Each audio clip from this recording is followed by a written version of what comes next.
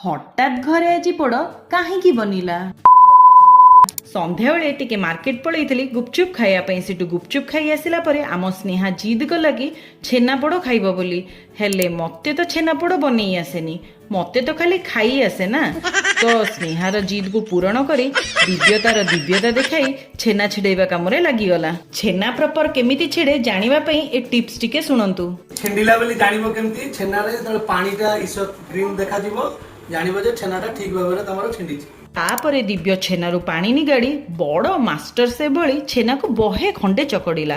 काहा उपरे राग थिला के जानी आज से निरीह छेना उपरे सुझौची। सेतिकिरे ता राग शांत होइनी बोधे। देखुनांती केमती से गुजुराती को भी छेची पकेइलानी।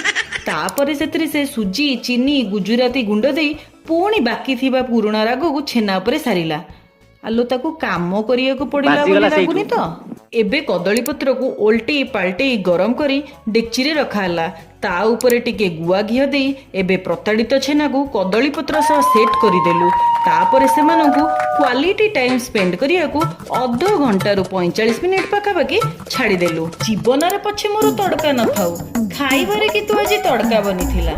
गोटे साइड पड़िला परे ताकू ओल्टेई ईर्षारे आउ गोटे साइड जली पड़िया पे छाड़ीदेलु। मो जीवन पछे पोड़ी ही जाऊ थाउ खाइबा को किंतु मते पोड़ भारी पसंद।